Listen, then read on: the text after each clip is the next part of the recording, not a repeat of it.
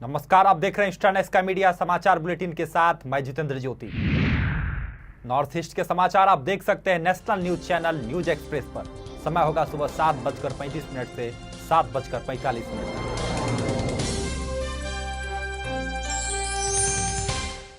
त्रिपुरा में बड़े ही धूमधाम से सोमवार को ईद उल जुल्हा का त्योहार मनाया गया। इस मौके पर अगरतला की गेदू मियां मस्जिद में हजारों की तादाद में लोग ईद उल जुल्हा की नमाज पढ़ने पहुंचे थे। आपको बता दें कि इस्लामिक मान्यता के अनुसार हजरत इब्राहिम अपने बेटे हजरत इस्माइल को इस दिन खुदा के हुक्म पर खुदा की राह में कुर्बान करने जा रहे थे, तो अल्लाह ने उनके बेटे को जीवन दान दे दिया था, जिसकी याद में ये त्योहार मनाया जाता है। ईद उल जुहा को बकरा ईद भी कहा जाता है, क्योंकि इस दिन बकरे की कुर्बानी दी जाती है। वहीं त्रिपुरा के अगरतला ब्राह्मणी बाड़िया बॉर्डर पर जवानों ने एक दूसरे को बधाई दी और मिठाई खिलाई। बॉर्डर गार्ड बांग्लादेश और बॉर्डर सिक्योरिटी फोर्स के अधिकारियों का ये मानना है कि इससे दोनों देशों के बीच भाईचारा बढ़ता है और रिश्तों में भी सुधार होता है। ईद जुहा का है, बकरा ईद है, ये खुशियों भरा ईद है। तो मैं चाहता हूँ कि यहाँ हर देश में जहाँ भी है, मुस्लिम है, हिंदू है, सिख है, सब मिलजुल के रहना चाहिए।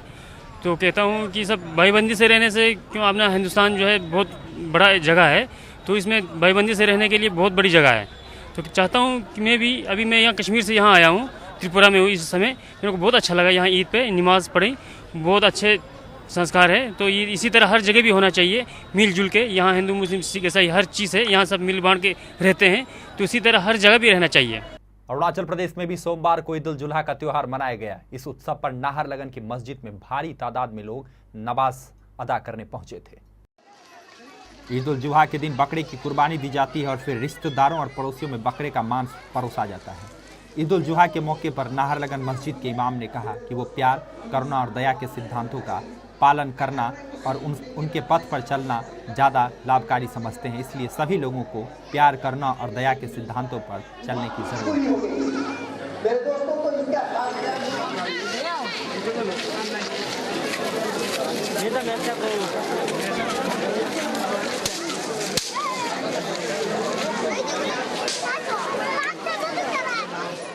अरुणाचल प्रदेश में तवांग के भुमला में देश के गृह राज्य मंत्री किरण रिजिजू ने director general of border road, BSNL के चीफ जनरल मैनेजर, आईटीबीपी के आईजीपी, एसएसबी के डीआईजी, संसदीय सचिव पेमा खांडू और हाइड्रो व पावर के संसदीय सचिव फुरपा सेरिंग के साथ समीक्षा बैठक की और सीमावर्ती इलाकों में सड़क व दूरसंचार पर चल रहे काम को लेकर चर्चाएं की। बैठक में किरण रिजिजू ने बताया कि उन्होंने सड़क परिवहन मंत्रालय से अनुरोध किया था कि करसिंगसा लैंडस्लाइड जोन और 4 लेन ईटानगर बंदरदेवा रोड परियोजना को मंजूरी दी जाए, जिसके लिए सड़क परिवहन मंत्रालय ने सहमति दे दी है। साथ ही किरण रिजिजू ने यह भी कहा कि अरुणाचल प्रदेश सहित भारत के सभी सीमावर्ती क्षेत्रों में स्थिति पहले जैसे नहीं रह गई है और इन इलाकों पर लगातार काम किया जा रहा है। किरण रिजिजू का यह भी कहना था कि हम चीन के साथ लड़ाई नहीं चाहते हैं। अभी मैं वही बॉर्डर से ही आ रहा हूँ और काफ़ी काम करना है, इसलिए मैं बहुत ज़्यादा कहना नहीं चाहूँगा। हम चाइना के साथ लड़ाई नहीं चाहते, लेकिन हमारा साइड में अच्छा से जो इंफ्रास्ट्रक्चर है, टेलीकॉम का, रोड्स का और हमारा फोर्सेस का और हमारा जो इंडिजिनियस लोकल पॉपुलेशन है, सबका ध्यान रखा जाना चाहिए। हमारा सरकार जो है कर रहा है। मैं खुद बॉर्डर मैनेजमेंट को देखता हूँ, इसलिए इस चीज़ का अच्छी तरह से प्लानिंग भी हो रहा है और काम भी हो रहा है।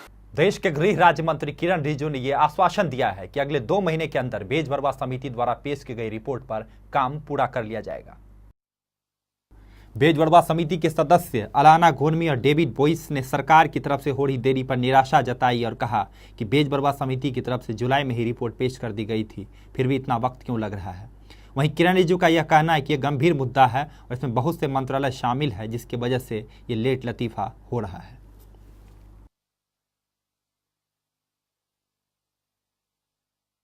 We have sent the reports to all the ministries. It has to deal with so many ministries, no? Like for example, you are sending the matter to the Culture Ministry, Urban Development for the hostels, and HRD Ministry for the those subjects to be included in NCRT. And also after we get all the reports from various ministries, then Home Ministry will publish the final report. We are following it closely. I am personally taking very much interest, and it's a serious matter. We are taking it to a logical conclusion. Maybe within 2 months we should be finished with the task, and we will announce it nicely. We will do it very effectively also. Yeah, actually, yes, I am very disappointed with the committee report because I think they have dumped it somewhere in the corner and not really implementing it. It's on 11 July we have submitted a report, and so now it's been how many days? At least something should have come up. So I don't know what the concerned governments are doing or the concerned departments, authorities are doing till today. But this is something which we have been really talking about, and not only me, also people who are now waiting. I mean, the whole Northeast community are waiting with so much eagerness. I mean, to know about the report and what have the government done. I mean, after we submitted the report. So even I myself don't know. I mean, I'm still waiting. This is one major concern. On 11th July we submitted, and the Ministry of Home Affairs have not come up formally and placed before the Parliament. That is the procedure we would have expected. But inside, whenever we talk to them, they said that they have been taken up. But this the way they have done is not very transparent, and we would have appreciated the Home Minister to be very transparent. After all, this is an issue the nation is already very much aware of it, and they should have taken a first step to publicize what has been submitted and what kind of steps are going to plan to take up. Arunachal Pradesh में जानवरों के शिकार करने का सिलसिला थमने का नाम नहीं ले रहा है। हाल ही में एक शख्स ने सोशल नेटवर्किंग साइट पर फोटो अपलोड की है जिसमें तेंदुओं को मारते हुए दिखाया गया है। अरुणाचल प्रदेश में जंगली जानवरों के शिकार का मुद्दा गंभीर होता जा रहा है। जंगली जानवरों के त्वचा, हड्डी और दांतों का उपयोग व्यापार के लिए किया जाता है और इसके लिए ही जानवरों को मारा जा रहा है। इस मामले पर principal chief conservator of forest department के एडिशनल PCCF डॉक्टर योगेश ने यह आश्वासन दिया है कि जानवरों का शिकार करने वालों की जांच की जाएगी, उनके खिलाफ सख्त से सख्त कार्रवाई की जाएगी। डॉक्टर योगेश ने यह भी सूचना दी कि शिकार के मामले में 7 साल तक की सजा और 25,000 रुपये तक का जुर्माना भी भरना पड़ सकता है। डॉक्टर योगेश ने कहा कि बढ़ती आबादी की वजह से जंगलों को नष्ट किया जा रहा है। डॉक्टर ने लोगों से अपील की है कि वो जानवरों का शिकार ना करें, अगर कोई ऐसा करता है तो उसकी शिकायत पुलिस को करें।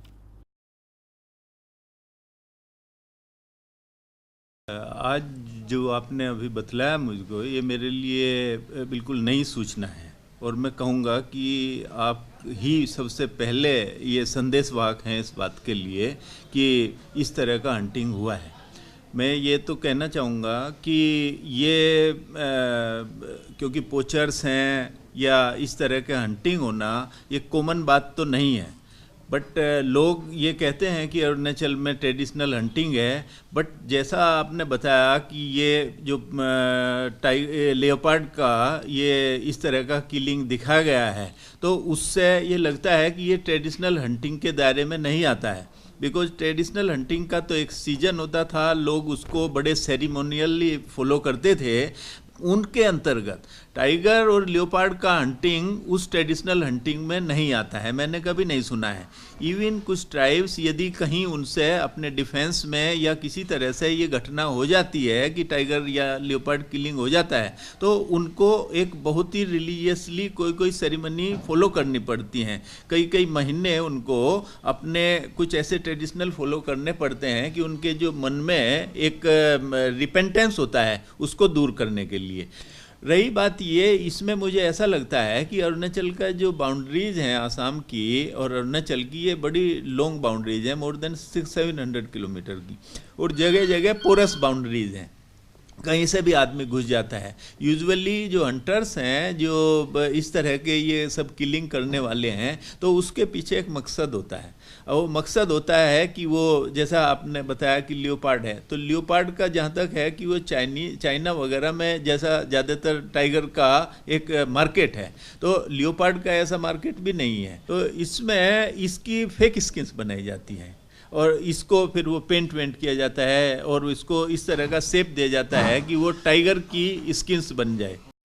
अरुणाचल प्रदेश में ट्रेडिशनल हंटिंग के कारण यहाँ के वाइल्ड लाइफ को तो पहले से ही खतरा था, पर यहाँ पे कुछ केयरलेस इंडिविजुअल्स ने जो हंटिंग और किलिंग को बस एक शौक के तौर पर, एक हैबिट के तौर पर इसको जता के इसको और बढ़ा दिया है।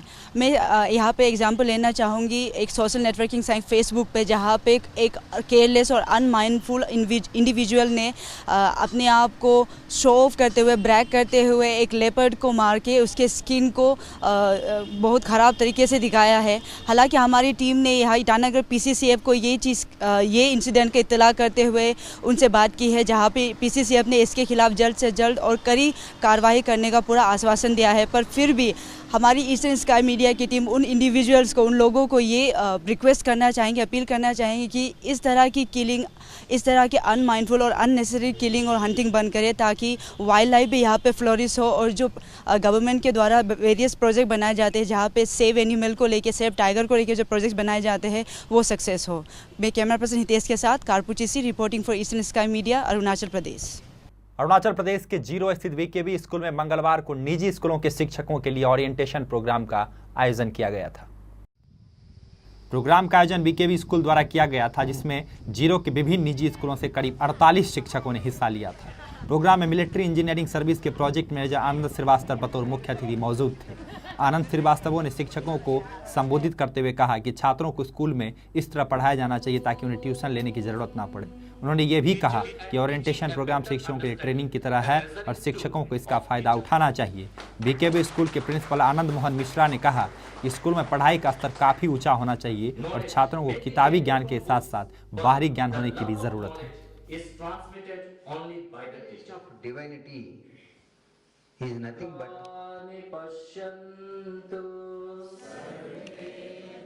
present Indian education system is rootless tree. To make the system's root strong, we organize a teacher's orientation program.